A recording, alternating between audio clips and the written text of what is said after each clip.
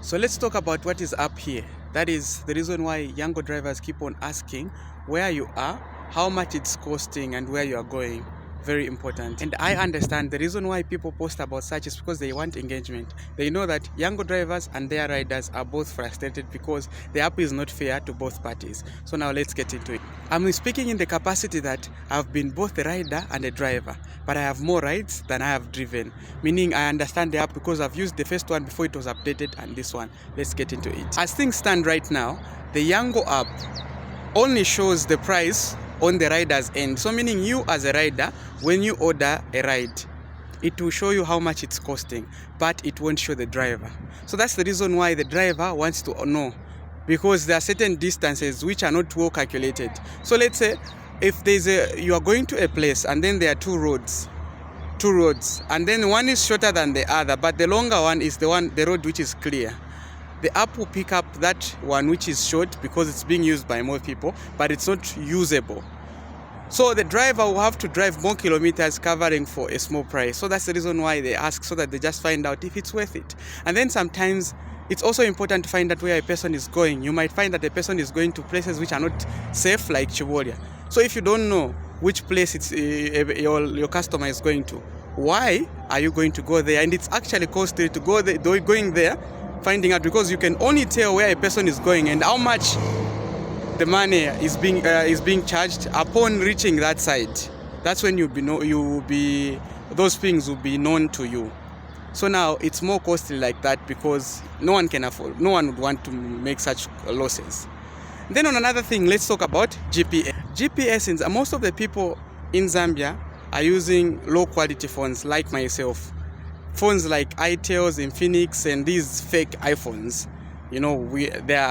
That's a story for another day, but most iPhones are fake. Yeah, most of us are using these fake phones. So these fake phones, they take long for them to pick up GPS where you are. So let's say you're coming from Kaunda Square. Let's say you were in Kaunda Square in the morning, and then you go to Munali Mall, and then you order a ride. When you switch on your data, you go to the Yango app. The Yango location, the location that is on the app at that particular time, will still be showing Kaunda Square and not Munali Mall. So if you go straight up to the app and order a ride, the location that will go to the driver is Kaunda Square and not Munali Mall. So most people do not know that these fake phones take time to pick up the location. But for original phones, once you just switch on data, it will go just a few seconds to go to exactly where you are. So in most cases, people they go straight to the app and order rides. Then when the driver is asking, where are you? They'll say, no, it's accurate, only to find out that the person is in Kaunda Square. And then some cases, there are people who want to assist the app in ordering a ride. So you will see maybe they are in Mutendere.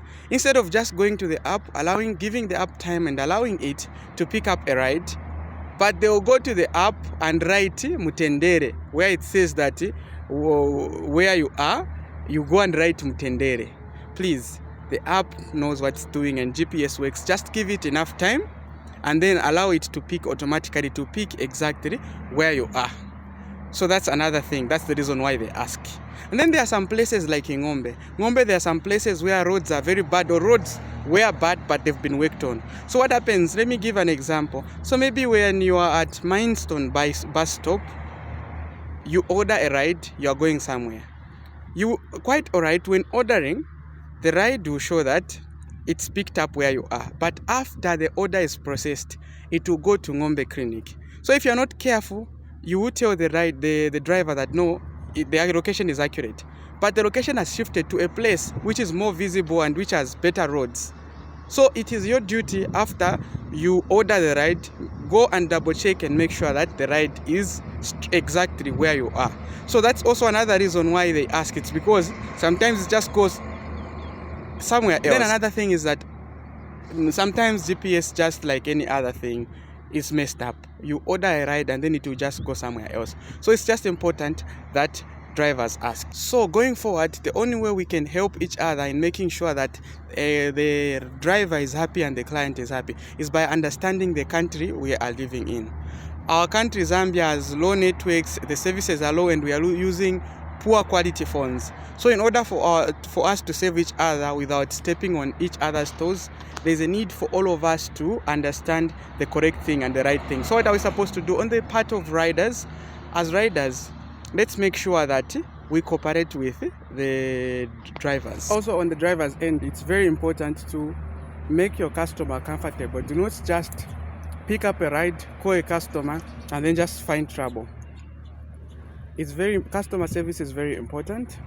I know that there are just some people who piss you off, but in the end, that's just business. So in order for you to survive and remain competitive, you have to be very careful with your customers. And some people have even found luck as a result of the person they are driving. It won't hurt to be nice to a person, even if the person afuno kuoneram.